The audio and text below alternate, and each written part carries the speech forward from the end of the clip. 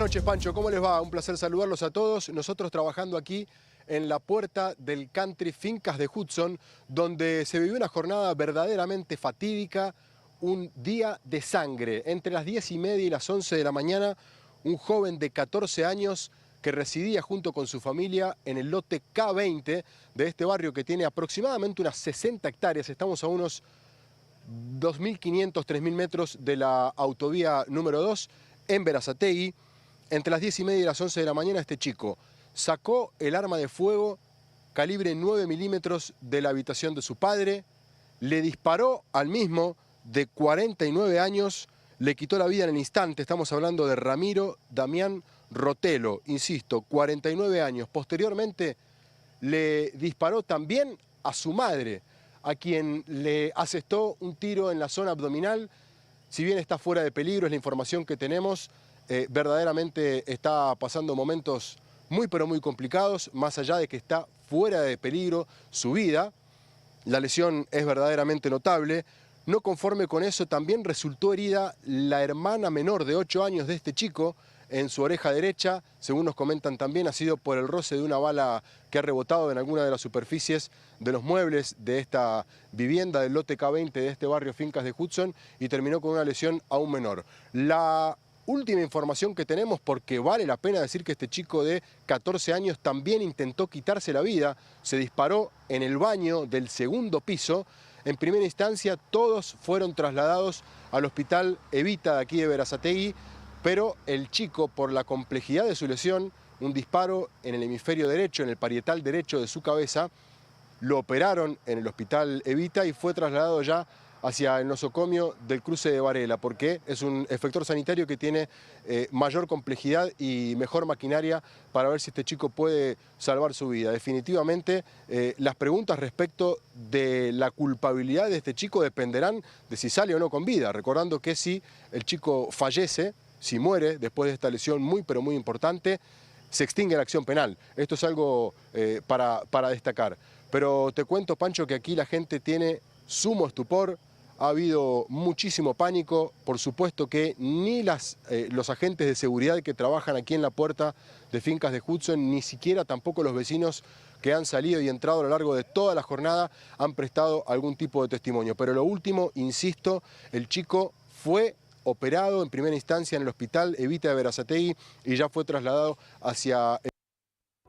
Gracias, Lucas. Bueno, aprovecho para darle la bienvenida a la mesa. Hola Paz, hola Juan, hola Marcelo, hola Camila, hola Diego, hola Pablo Meliquio, con quien quería justamente tratar este tema. Vos sos psicólogo. Bueno, esto es un drama, se ve a las claras. ¿Qué puede pasar por la cabeza de un chico? Obviamente no conocemos el caso, pero ¿qué puede pasar por la cabeza de un chico de 14 años que termine en una situación así? Claro, no conocemos el entramado de su personalidad, su historia, pero la divisoria de aguas sería, porque está circulando que sería a través de un brote psicótico. Ese sería un punto, ¿no? Si fue un brote psicótico, estamos hablando de un menor inimputable que producto de esa estructura de personalidad pudo haber tenido alucinaciones y delirios, como hay muchos casos en el mundo donde a través de esas voces internas sienten el mandato de matar y matarse. Ahora, si estamos ante un chico, no un pibe de 14 años, que forma parte de una familia donde quizás, digo, hay violencia, desde luego que tenemos una sociedad que es violenta también, estamos en otro lugar, ¿no? Del escenario de este drama. Entonces, este es el punto a reflexionar. Si es un brote psicótico, no hay mucho para analizar más que qué pasó antes, qué síntomas mostró este muchacho. Fueron advertidos por la familia. Nadie de la noche a la mañana tiene un brote psicótico sin haber dado elementos señales previos. Antes. Síntomas, sí, síntomas que lamentablemente, no digo que sea esta familia porque no la conozco, pero en las casas falta detección, ¿no? Prestarle atención a los hijos, ver que si hay angustias, ansiedades o miedos. Mucho esto se potenció en la pandemia. Muchos pibes y pibas muy encerrados con sus celulares, en sus habitaciones, y puede pasar desapercibido algún síntoma que después se torna un trastorno psiquiátrico más complejo. Perdón, yo creo Sí. que en la nota que leía de Gabriel Di Nicola y del Tucu Costa en La Nación decía que él tenía antecedentes psiquiátricos. Habrá que ver de qué tenor, ¿no? Que tal vez eso podría Claro. explicar esto que vos decís, algún Sí. episodio previo. Sí, Evidentemente no las alertas suficientes Claro. porque si se hubiera tenido el tratamiento Sí. debido Claro. sería más difícil que esto hubiera sucedido, Claro. ¿no? Entiendes, Sí, decinos sí. vos, pero... No, está buenísimo esto que traes. No lo conozco.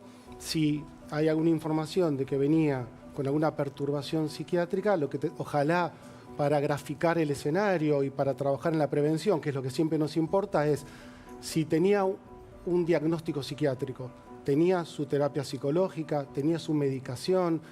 14 años todavía no podemos decir que hay una estructura de personalidad formada, está en formación. Estamos hablando que en la adolescencia es el campo donde suceden algunos brotes psicóticos, trastornos alimenticios, pero que agarrados a tiempo pueden ser menos dañinos. Este es el caso más complejo, ¿no? Donde realmente, ¿qué pasó? Que no se detectaron los tiempos para la prevención. Esto es lo que digo, tomando como moraleja este caso. Vos dijiste algo como al pasar, más general, sobre la pandemia. Hoy vos estás viendo que hay consecuencias en adolescentes de lo que pasó hace 4 años. Sí, en adolescentes y en las familias. Creo que la pandemia... Por ejemplo, ¿qué? A ver. Incrementó el aislamiento, potenció el uso de los teléfonos, que creo hoy es la pandemia, ¿no? Otra pandemia, la gente metida en sus teléfonos y dañando la salud psicológica y emocional. Pibes y pibas que tienen un montón de perturbaciones emocionales porque se compran los discursos que aparecen en las redes sociales, no tienen sentido crítico. Y el aislamiento familiar, ¿no? En las mesas familiares, cada uno con sus teléfonos, poca conexión con la mirada. Y muchas veces, no digo que sea este el caso, hay signos que son como un llamado de atención y que no son registrados por los adultos. Por Es el ejemplo, problema. El aislamiento. Que alguien esté muy aislado, reservado, guardado. El caso, ¿se acuerdan de Salvador, que fue la masacre de Texas? Antes de la pandemia, no tanto, creo que 2018, no me acuerdo bien ahora. Bullying en el colegio, ausencia de figura paterna, mamá dicta, un tartamudeo no tratado, hizo que se aísle y después, unos años después, ya adolescente, un poco más grande que este muchacho, fue al colegio a matar a nenas y nenes que tenían la edad que él tenía cuando había sufrido el bullying. ¿Qué quiero decir con esto? Que muchos traumas, los psicólogos decimos, son atemporales. Vos sufriste un trauma de chico, quizás no fue registrado y tratado, años después estalla. Podría ser este caso, pero esto apareció mucho post pandemia, el aislamiento y la falta de conexión. Vamos a suponer que hay estos casos, por ejemplo, vos decís, bueno, un trauma en la infancia y explotan ahora. ¿Es irreversible eso? Digamos, si tomamos No, en este caso claro. no sabemos, pero 14, 16, 18 años. No, yo creo que es ¿Se la etapa... puede corregir? Claro, es la etapa todavía de...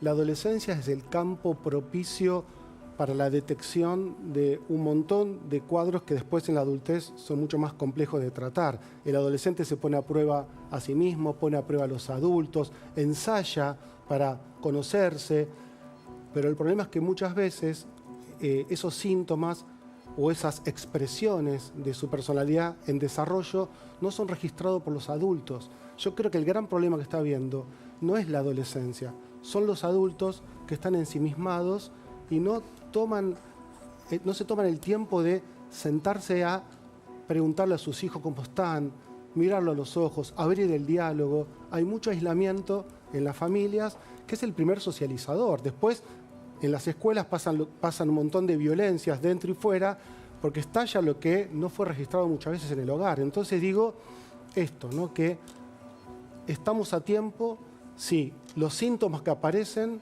no se incrementan y no se sostienen en el tiempo. Cuando un síntoma, miedo, angustia y ansiedad, que son los 3 síntomas clásicos, se incrementan y se sostienen en el tiempo, después es más complejo porque ya pasan a ser una enfermedad más de carácter psiquiátrico, psicológico más complejo. ¿Desde qué edad recomendarías que un adolescente puede o podría tener redes sociales?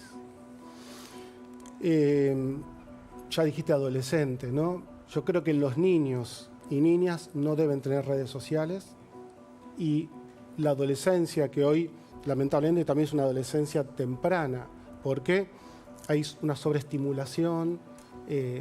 Antes se pasaba de la niñez a la adolescencia, un periodo llamado latencia. Hoy rápidamente se salta de la niñez a la pseudoadolescencia, entonces tenés pibas y pibes que a lo mejor tienen 10, 12 años y tienen como un discurso y un accionar y una provocación a los padres y cosas que antes aparecían a los 14, 15 años. Para mí, las redes sociales también tienen que ver con la madurez de ese adolescente, paulatino, quizás los 12, 13, 14, con monitoreo de los padres. Puede ser tranquilamente una herramienta las redes sociales y el teléfono. El problema hoy con las redes sociales y los teléfonos es que son adictivos, y eso es un tema mucho más complejo. Te paso a otro drama, que es el de Victoria Banucci. Vamos a verlo en el tape y ahora lo comentamos. Dale. ¡Encerrate, puta!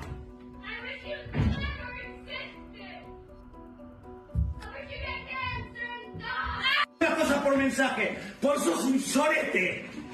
Ahí está. Era algo que necesitaba, gracias. ¡Fantástico!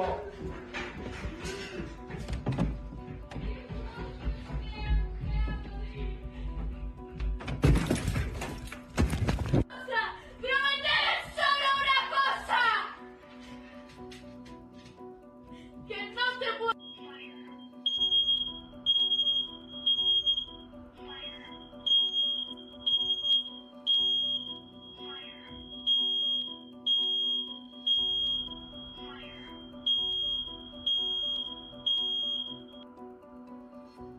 No se puede vivir así.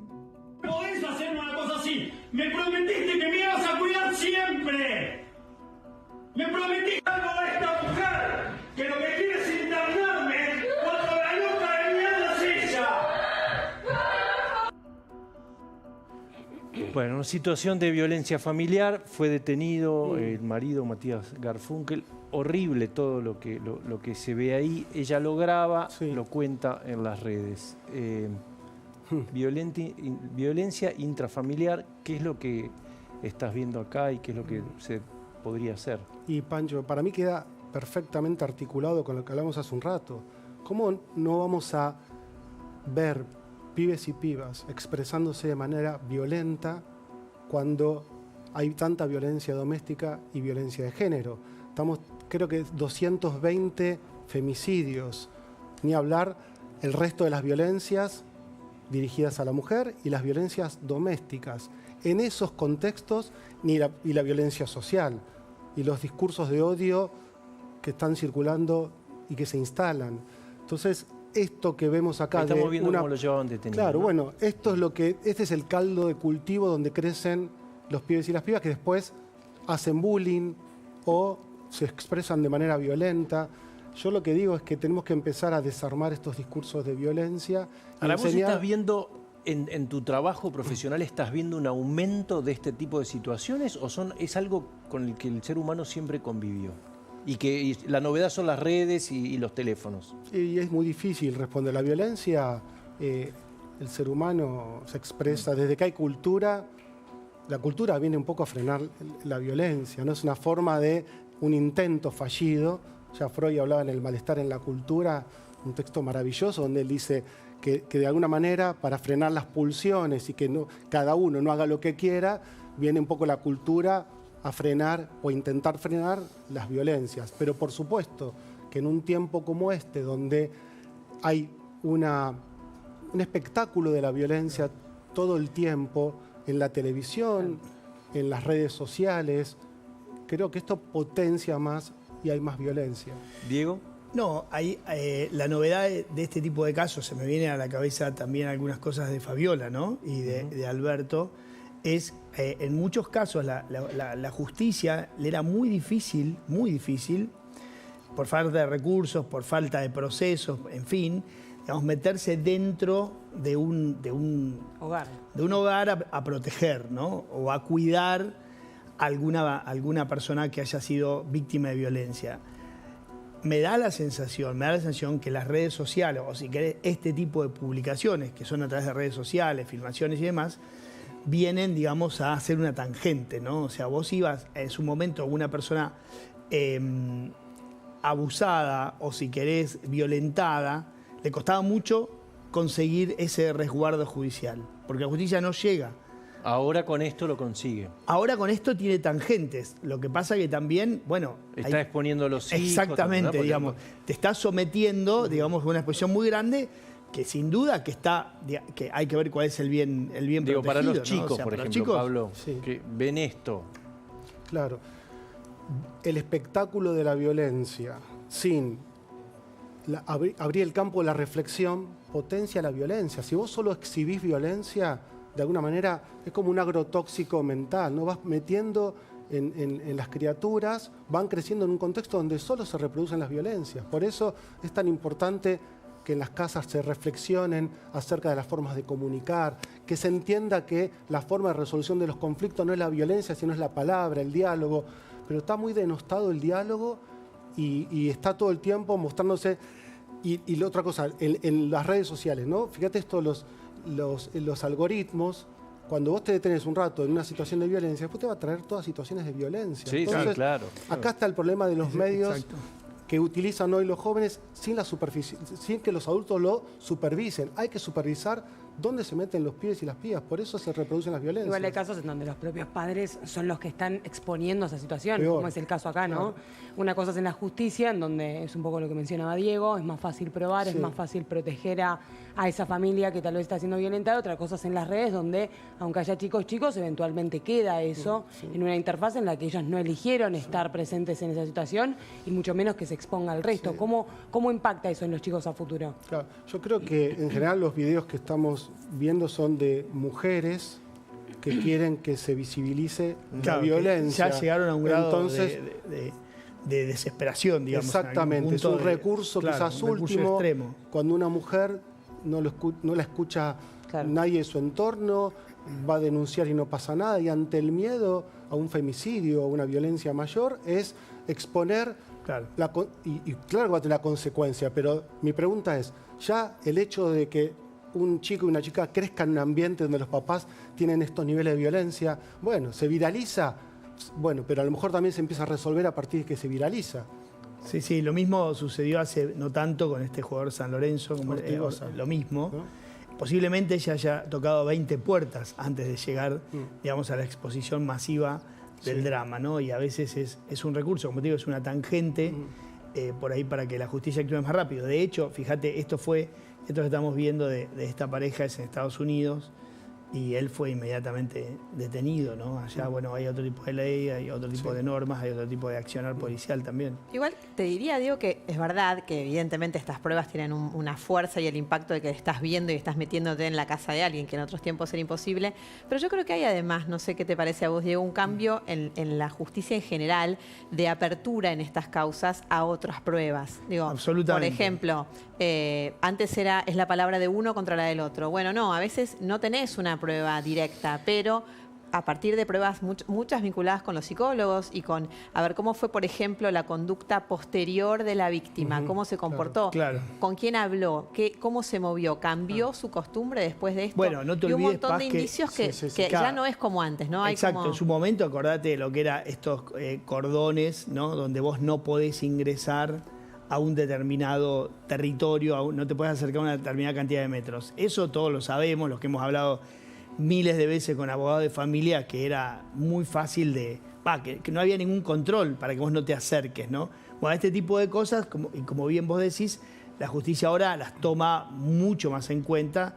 Obviamente es otro tipo de testimonio, pero hacen las veces de la visibilización. Sin duda, que como bien decía el doctor, sin duda que tiene efectos. O sea, cuando vos haces público algo, claramente tiene una cantidad de efectos, pero a veces esos efectos debieran ser, si querés, asumibles respecto al drama que estás viviendo, ¿no? Pero eso me parece que es un gran cambio, que la justicia está tomando este tipo de cosas y actúan en función de este tipo te diría, de testimonios, porque no dejan de ser enormes testimonios. Pablo, la última y te agradezco. Padres de adolescentes, ¿a qué le tienen que prestar atención? ¿Qué es insoslayable?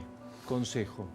Sí, que haya encuentro, ¿no? Que no se busque un encuentro a partir de poner un límite, ¿no? Porque si vos pones un límite donde no hubo encuentro no va a ser eficaz. Entonces, una paternidad y una maternidad responsable significa diálogo, ¿eh? El amor es registro y cuidado del otro, ¿no? Entonces, siempre que se tiene un hijo o una hija hay que registrar sus necesidades y sus deseos, ¿sí?